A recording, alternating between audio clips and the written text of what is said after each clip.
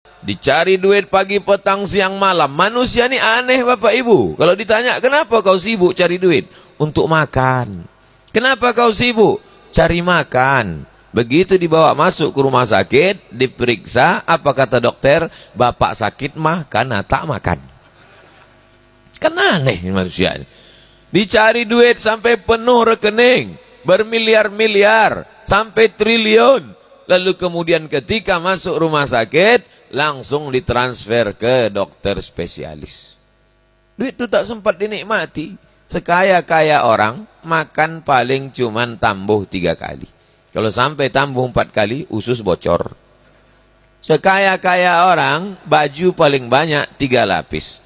Saya subuh ini 3 lapis. Singlet di dalam, baju koko, sorban.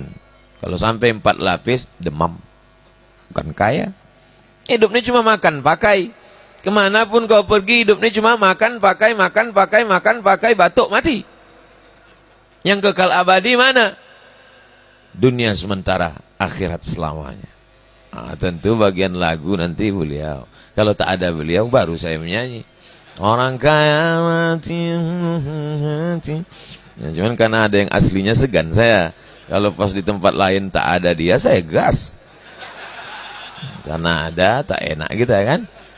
Nah, jadi pada akhirnya kita ini semua akan menghadap Allah Subhanahu wa ta'ala. Ma'akal tafa'afnaita, yang kau makan busuk. Wa malabista fa'ablaita, yang kau pakai lapuk. Wa mata saddaqta fa'amdaita, yang kau wakafkan itulah untuk hari esok. Kita ini mati, tanah untuk kita bukan luas betul. 2 meter kali 1 meter. Dalamnya 1, kita genapkan aja lah 2 meter biar dalam. 1/2 meter, 2 meter, 2 meter ke dalam. Itulah cuma. Menangislah istri, anak, menantu melepas. Ayah, atuh, abang, kenapa lelakiku mati, kenapa tak laki si anu? Apa mau dikata, habis sudah. Hilang semuanya. Hanya tinggal kenangan-kenangan belaka. Hari pertama mereka menangis. Hari kedua mereka mulai nonton TV. Gitu dia ketawa. Mesti dia tengok handphone. Gitu dia. Dia buka laci menengok mana STNK BPKB. Dibawa ke kantor Samsat. Kata polisi, kata Samsat, ini untuk apa? Mau ganti nama Pak. Kenapa ganti nama? Almarhum tak mau menangkap orang mati, tak ditangkap polisi. Surat-surat tanah pun berubah balik nama, masuk akte notaris, selesai. Habis semuanya. Mana nama yang kekal abadi? Itulah nama yang ada di prasasti yang tanda tangan tadi.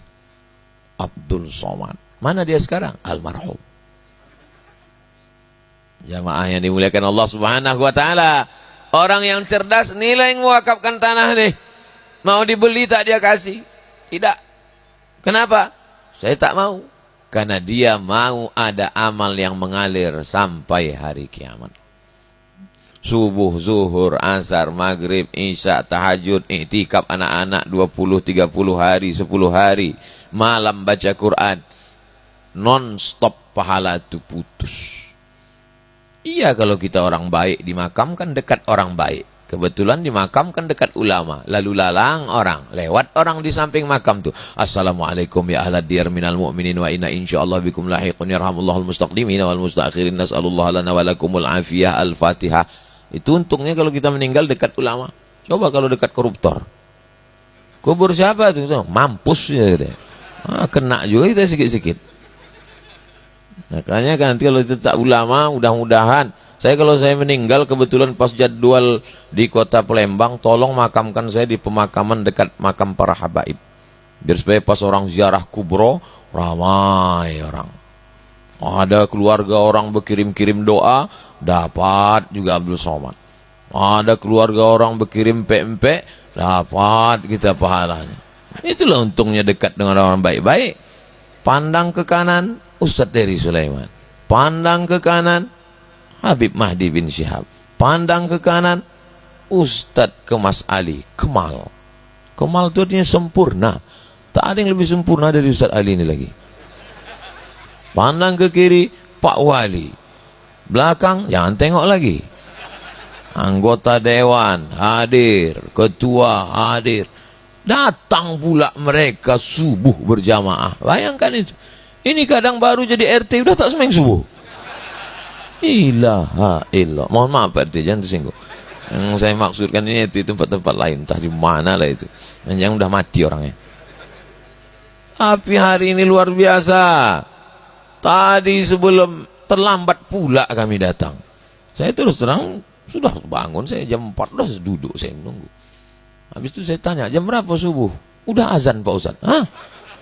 Tempat kita nanti, insya Allah nanti kita sholat. Saya tanya, Habib kita sholat di mana? Kita sholat di sana. Sampai kemari langsung saya tanya lagi, Ustadz Dery. Ustadz Dery udah sholat? Nunggu Ustadz katanya. Maju ke depan, Masya Allah, Tabarakallah. Di samping saya tengok kuburan. Kuburan almarhum. Kita bacakan Al-Fatihah sampai semuanya. Bagus kuburan ada di samping masjid. Supaya apa? Supaya salafi tak masuk ke masjid. Kalau masjid itu diambil orang NU, sendal hilang. Kalau masjid itu diambil Muhammadiyah, kunut hilang. Kalau masjid itu diambil salafi, semua hilang. Tapi salafi tak mau mengambil masjid yang ada kuburan. Kenapa? Karena bagi mereka dianggapnya kita menyembah kuburan. Jangan sholat di masjid yang ada kuburan. Ini perlu saya jelaskan. Supaya apa? Supaya jangan sampai nanti ini menjadi fitnah. Jangan sholat di masjid yang ada kuburan. Pembahasan tentang masjid yang ada kuburan itu 3. Pertama, sujud ke kubur. Yang kedua, menjadikan kubur sebagai masjid. Yang ketiga, sholat di masjid yang ada kuburan. Saya ulang sekali lagi.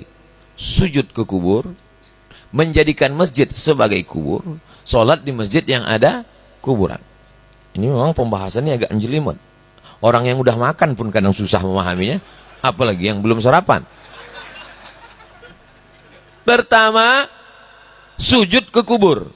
Sujud ke kubur, kalau menyembah kubur bisa haram. Dan sampai hari ini tak ada orang Islam yang sujud ke kubur. Yang kedua, menjadikan kubur sebagai masjid. Nah, itu yang dilarang Nabi. La'anallahul yahud wan nasara. Allah melaknat Yahudi dan Nasara. Kenapa? Ittakhadhu qubura anbiya'ihim masajid. Karena mereka menjadikan kuburan sebagai masjid. Meninggal Abdul Somad, dikuburkan. Setahun, 2 tahun, 5 tahun, 10 tahun, lalu kuburan itu diratakan, dibangun masjid di atas kuburan itu. Nama masjidnya Masjid As-Somad. Tak boleh. Kenapa? Karena ittakhadha yattakhidhu ittikhadan, menjadikan kubur sebagai masjid. Adapun sholat di masjid yang ada kuburan kan samping kanan, samping kiri, bagian depan, maka memang begitulah rata-rata masjid-masjid di kerajaan-kerajaan Melayu. Pergi kita ke Medan Sumatera Utara, Masjid Kerajaan Melayu Delhi, di samping masjid itu ada kuburan. Begitulah di Mesir rata-rata. Kenapa? Karena orang minta dimakamkan dekat masjid supaya dapat doa mengalir sehari semalam paling tidak 5 kali. Membaca Fatihah orang, Allahumma firlahu warhamhu. Itu maknanya. Jadi jangan nanti, ini perlu saya jelaskan. Supaya apa? Supaya jangan ada dusta di antara kita. Mana tahu hari berganti musim berubah muncul fitnah. Jangan sholat di Masjid Al-Anwar. Itu ada kubur di sana. Itu ada syubhat. Oh, pembahasan masalah ini ada 3. Lupa pula aku. Apa kata Ustaz Somad kemarin? 3 kata dia waktu itu. Pokoknya boleh lah. Inilah.